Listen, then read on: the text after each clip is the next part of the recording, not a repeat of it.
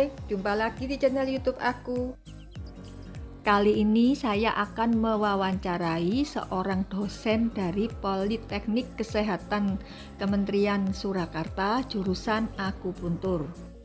Politeknik Kesehatan Surakarta jurusan akupuntur mempunyai dua bagian. Ada yang D3 akupuntur dan D4 akupuntur.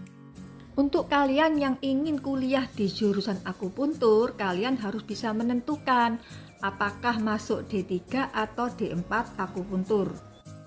Kita simak dulu wawancaranya yuk.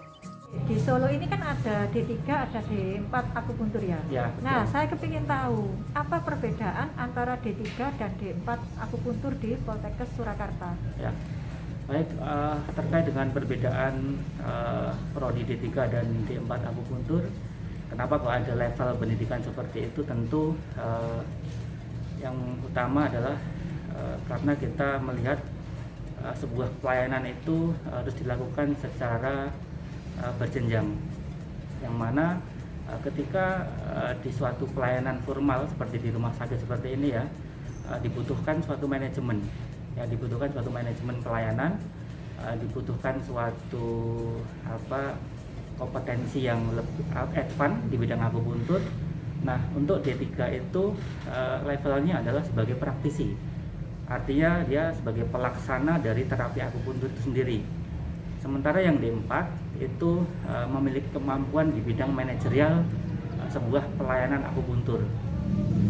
Jadi ketika ada kolaborasi di dalam suatu pelayanan kesehatan, maka fungsi D3 sebagai praktisinya, sementara yang D4 dia sebagai penanggung jawabnya untuk manajerial pelayanan akupuntur.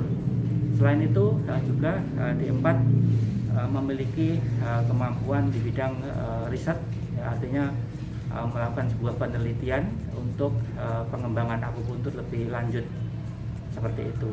Tetapi untuk kemampuan dasar di bidang pelayanan akupuntur tentu standar, sehingga antara D3 dan D4 ini tidak ada bedanya ketika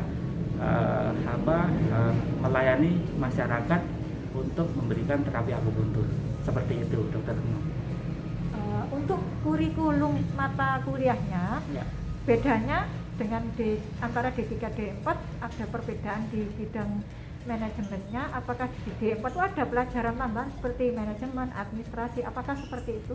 Ya, betul. Jadi untuk D4 memang ada tambahan pembelajaran di bidang manajerial klinik atau manajemen klinik ya, istilahnya gampang mudahnya.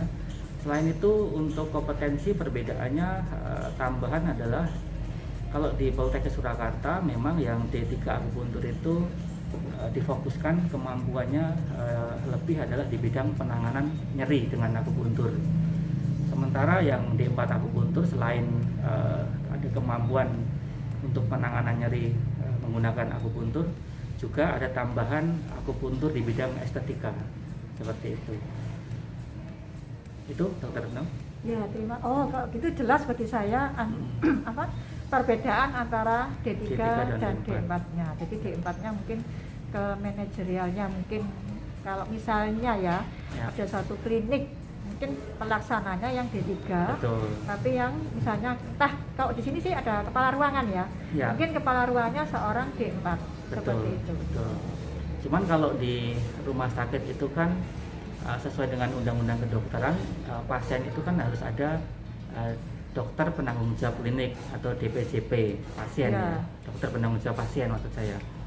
Nah, ketika itu kolaborasinya di rumah sakit, maka D4 itu sebagai penghubung ya, penghubung antara manajerial di pelayanannya dengan pertanggungjawaban ke dokter. Ya, jadi misalnya ada dokter spesialis akupuntur di situ. Nah, maka tidak mungkin seorang dokter spesialis akupuntur itu menangani keseluruhan A sampai Z. Ya, mungkin dokter spesialis akupuntur cuman mengetahui bagaimana pasien itu diberikan pelayanan akupuntur yang terbaik. Mungkin menentukan diagnosisnya, kemudian menentukan titik-titiknya. Nah, itu ada kerjasama antara D4 sama dokter spesialis, kemudian pelaksananya baru D3 akupuntur, seperti itu. Oke, terima kasih atas penjelasannya dan cukup jelas banget. Ya, terima kasih dokter. Sama-sama. Nah, itu tadi penjelasan dari Bapak Rinto tentang perbedaan antara D3 dan D4 akupuntur. Kalian bisa memilih mau jurusan D3 atau D4 akupuntur. Sekian dulu video kali ini dan terima kasih untuk yang sudah menonton. Jangan lupa like, subscribe, and share ke teman-teman kalian. Siapa tahu video ini berguna. Sampai jumpa di video selanjutnya. Bye-bye.